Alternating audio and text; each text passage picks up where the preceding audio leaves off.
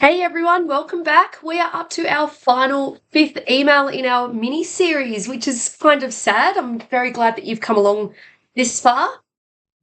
And for today, we're going to talk about bank rules in Xero. So, what we're going to discuss is what are bank rules, how do they help, creating bank rules in Xero, how reconciling with bank rules looks, and a surprise at the end of this video, which is something we've done a couple of times now. And I think it's going to be really, really, really good now that we've put this together. So you'll see that at the end of this video. For the meantime, bank rules, how do they help? So bank rules automatically match and code transactions. This is based on the criteria that you set. So it is very efficient. It eliminates manual data entry for reoccurring transactions depending on your client's business and business type. It also ensures accuracy, mainly in the back-end reporting. Because of the consistent coding with similar transactions, it just keeps that consistency every month. As well as the productivity side of things, obviously you're saving a lot of time from that manual reconciliation process. With bank rules in place, it's got to automatically allocate that rule to the transaction, especially if they're reoccurring every month. All right, we are back in our demo company, and I'm going to show you how we're setting up bank rules today. So if we just jump into reconcile, I think this only has one set up currently, but just to have a look at your transactions and see what's reoccurring. So just as an example, things like bank fees, you'll usually get those once a month.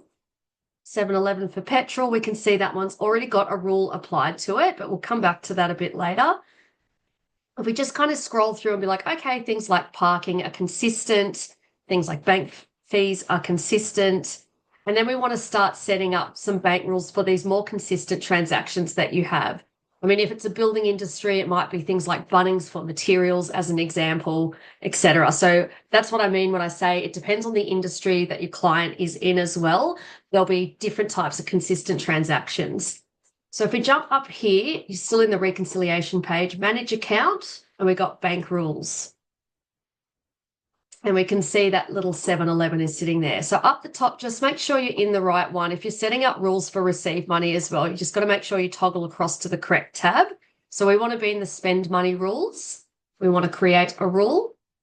And I mean, I like to do all conditions match. If you do any conditions match, if we put NAB in here and something else has the word NAB in it, if it's like a larger word with the word NAB in it, it's going to try and allocate that as well. So I like to do all conditions match. Any text field, you can change this to payee, description, etc. I'm going to leave it as any text field contains NAB to an existing or new client. Just put NAB in there. We've already got one in there. And we want bank fees. We want to make sure that that is 100% as well. And we've got also down here, we've got things like a set of reference. I've not really used this one particularly, but add the rule details. So here we've got all bank accounts, or you can set it up depending on what bank account it mostly comes out of. So things like bank fees, I would have as all bank accounts. But if they've got a credit card that they do most of their purchases on, you may want to just relate it to, say, that credit card, for example. Once again, not bank fees, but if it was something else related to that business, you can just select it to whatever bank account it mostly applies to. So name the rule. I'm just going to keep it as NAB because I know that it's NAB bank fees, and we want to hit save. Now we can see that we've got the NAB and the 7-Eleven for petrol saved up. So if we jump back to the dashboard, we jump back into reconcile. Slow. We can see now that that NAB bank fee has applied the bank rule in the reconciliation side, and all we're having to do is tap the OK for all of those bank fees. Bank rules, not bank fees. All we have to do is tap the OK for those bank rules because we know that they are set up correctly. We know that they're going into the correct account. We don't need to double check them. The other fancy way to do this is if we jump into cash coding, if you've got access to cash coding and the advisor access, you will see that it does that for you here as well. So if there's a whole bunch of fuel expenses or materials, or depending what bank rules are set up, it will pull all those bank rules and you can just hit save and it'll do them all in one hit. So it pulls it up in this cash coding part if you have access to that as well. Otherwise, you're safe to just go through and tap OK on those bank rules. If for any reason you don't want to apply the rule, you can not apply the rule. You just hit don't apply rule and you can amend accordingly. So there is that option as well. Just jump back out of that. Cancel. Okay. Okay. And then you just jump back into create and it'll re-add that bank rule back on.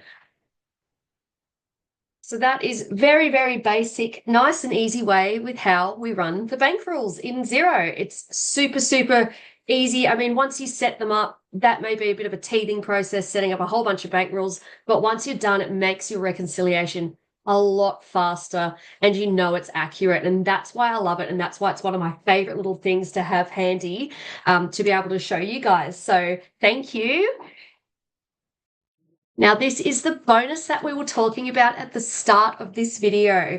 We have a wait list. We're just opening it now to upskill offshore bookkeeping teams with a transformative 6-week Australian bookkeeping accelerator program.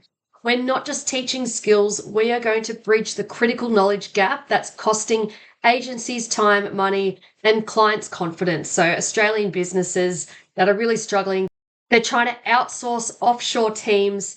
We want to make sure that they're confident in the people that they're employing. So our comprehensive training covers BAS, business activity statements, preparation and lodgement for small business. We are also covering advanced payroll compliance and superannuation regulations, plus how to manage payroll, so end-to-end payroll services as well. The ATO requirements and reporting standards, including IAS, which is your PAYG component. The cloud accounting software best practices, tips and tricks in Xero. So little handy bookkeeping tips to shortcut things that still ensure accuracy and compliance, and general bookkeeping practices for reconciliation, automation, and accuracy. So this is led by me. I'm a highly experienced Australian qualified bookkeeper. Our program provides personalized online training with lifetime access to all of our cutting edge resources. Now, there are limited spots available, understandably. This is a large 6-week container. Secure your team's competitive advantage. Now, we're going to elevate your accounting services today. So I hope to see you in there. There's a link to the wait list in the email below. So jump on that wait list and you guys will have first access as soon as it's opened, with a few extra bonuses on that as well. Thank you again. 5 long training emails. I really appreciate you guys coming along for this journey, and I hope that they have helped and given you some tips and tricks along the way. Thanks.